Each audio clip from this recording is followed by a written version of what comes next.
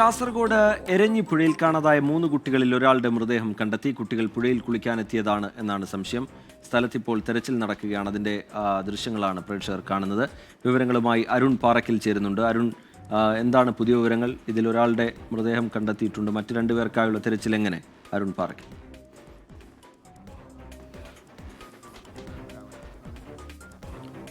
റിജിത്ത്, ഉച്ചയ്ക്ക് 2:30യോടെയാണ് ഈ അപകടം ഉണ്ടായതെന്നാണ് പറയുന്നത്. ഇവിടെ പുഴയിൽ കുളിക്കാനെത്തിയതായിരുന്നു. ഈ ഭാഗത്ത് ആഴം കൂടുതലുണ്ടെന്ന് നാട്ടുകാർ പറയുന്നുണ്ട്. എരഞ്ഞിപ്പുഴ സ്വദേശികൾ തന്നെയാണ് 3 കുട്ടികളും. കുട്ടികളുടെ അമ്മയോടൊപ്പമാണ് ഈ പുഴയിലേക്ക് കുളിക്കാനെത്തിയതെന്ന് പറയുന്നുണ്ട്. 3 കുട്ടികളും ഒരുമിച്ച് ഒഴുക്കിൽപ്പെടുകയായിരുന്നു. അമ്മ നിലവിളിച്ചതോടുകൂടി സമീപത്തെ കെട്ടിടം പണിയിലുണ്ടായിരുന്ന ആളുകൾ ഈ അമ്മയെ രക്ഷപ്പെടുത്തി. 3 കുട്ടികളെയും പിന്നീട് കണ്ടെത്താൻ കഴിഞ്ഞില്ല. ഇപ്പോഴും ഈ തെരച്ചിൽ തുടരുകയാണ്. ഒരു കുട്ടിയെ കണ്ടെത്താൻ സാധിച്ചു. കുട്ടിയുടെ മരണം നിലവിൽ സ്ഥിരീകരിച്ചിട്ടുണ്ട്. എരഞ്ഞിപ്പുഴ സ്വദേശി റിയാസാണ്, 17 വയസ്സാണ്. മറ്റ് 2 കുട്ടികളുടെ പേരുവിവരങ്ങൾ: എരഞ്ഞിപ്പുഴ അഷ്റഫിൻ്റെ മകൻ യാസിൻ, 13 വയസ്സ്, മജീദിൻ്റെ മകൻ സമദ്, 13 വയസ്സ്. ഇവർക്ക് വേണ്ടിയുള്ള തെരച്ചിലാണ് ഇപ്പോൾ തുടരുന്നത്.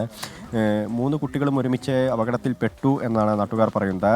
ഇവിടെ ഈ ബോബിക്കാനത്ത് നിന്ന് ബന്തൊടുക്കയിലേക്കുള്ള റോഡാണ്. ആ റോഡിൽ ഒരു എരഞ്ഞിപ്പുഴ പാലം, ആ പാലത്തിന് സമീപത്ത് വെച്ചാണ് ഈ അപകടം നടന്നത്. ഇപ്പോൾ അവിടെ നിന്ന് കുറച്ചിങ്ങോട്ട് മാറിയാണ്, ഏകദേശം ഒരു 600 മീറ്ററോളം മാറിയാണ് ഇപ്പോൾ ഈ തെരച്ചിൽ തുടരുന്നത്. കുട്ടികൾ ഇങ്ങോട്ട് ഒഴുകി വന്നിട്ടുണ്ടോ എന്നാണ് പ്രധാനമായും തെരച്ചിൽ സംഘം നോക്കുന്നത്. ഇപ്പോൾ നിലവിൽ തെരച്ചിൽ ഇപ്പോഴും തുടരുകയാണ്. സ്കൂബ ടീമൊക്കെ സ്ഥലത്തെത്തിയിട്ടുണ്ട്. നേരത്തെ പോലീസും ഫയർഫോഴ്സും നാട്ടുകാരും ചേർന്നാണ് സംയുക്തമായി തെരച്ചിൽ ആരംഭിച്ചിരുന്നത്. ഇപ്പോൾ നാട്ടുകാർ നമുക്കിപ്പോൾ ചേരുകയാണ്. ചേട്ടാ, എത്ര മണിക്കായിരുന്നു കൃത്യമായിട്ട് ഈ അപകടം? 2:15 അറിഞ്ഞു. 2:15 ഞാൻ അവിടെ വേറെ സ്ഥലത്തുണ്ടായിരുന്നു. അവരെ വിളിച്ചറിഞ്ഞിട്ടാകുമ്പോൾ ഞങ്ങൾ നേരെ ഇവിടെ വന്നിട്ടാകുമ്പോൾ ഒരു കുട്ടിയെ കിട്ടിയിട്ട് അവർ കൊണ്ടുപോയി. പിന്നെ ബാക്കി ആൾക്കാരെപ്പോഴേക്കും നാട്ടുകാരെല്ലാം തെരച്ചിൽ നടത്തുന്നുണ്ട്.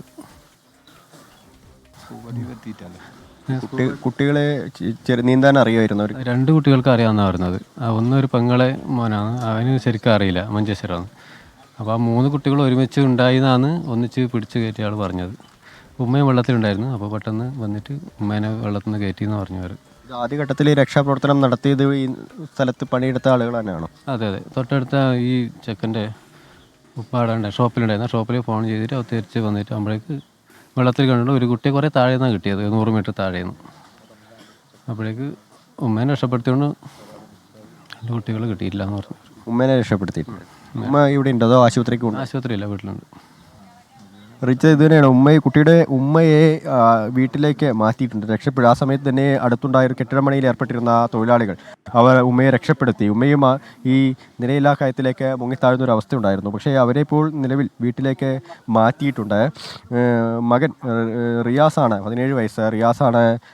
റിയാസിൻ്റെ മരണമാണ് സ്ഥിരീകരിച്ചത്. ചെർക്കളയിലെ ആശുപത്രിയിലേക്ക് ഈ കുട്ടിയുടെ മൃതദേഹം മാറ്റിയിട്ടുണ്ട്. ചേട്ടാ, ആ സമയത്തുണ്ടായിരുന്നു ഇവിടെ അല്ല, നമ്മുടെ മുകളിൽ കച്ചവടമാക്കുന്നേ. അപ്പോൾ ആളെല്ലാം പറഞ്ഞു വരുന്നതുകൊണ്ടാണ് നോക്കിയത്. അപ്പോൾ അവിടെ നിന്നാണ് കുട്ടീനെ രക്ഷപ്പെടുത്തിയത്. അപ്പോൾ അവിടെ എത്തുമ്പോഴേക്ക് മരിച്ചുപോയി എന്നല്ല, മറ്റവരെല്ലാം അവിടെ താണത്. അപ്പോൾ അവിടെ നിന്ന് തന്നെ കാണാതായത്. അടുത്തോളം കണ്ടിരുന്നാണ് പറയുന്നത്. ആൾ നിന്നല്ലേ അവിടത്തോളം കണ്ടിന്, അതിന് ശേഷമാണ് ഇപ്പോൾ കാണാതായത്. അപ്പോൾ അടിയിൽ അടിയൊടുക്കൽ കൂടി താലോട്ട് താണു, അല്ലാതെ അവിടെ എവിടെയെങ്കിലും ഉണ്ടോ? ഈ ആഴം കൂടിയ സ്ഥലമാണോ ഈ ഭാഗം? അത് നല്ല ആഴം കൂടിയ സ്ഥലം. പിന്നെ നല്ല ആഴം കൂടിയ സ്ഥലം തന്നെ. ഞങ്ങളുടെ ഇവിടെ വലിയ പേരൻ തന്നെ. ഇവിടെ മുമ്പേ നല്ല ആഴം ഉണ്ടായിന്. പിന്നെ തോണി മറിഞ്ഞ് കഴിഞ്ഞാൽ പാലം ആന്നതിന് ഉൾപ്പെട്ടെ 10-30 കൊല്ലം അപ്പുറം.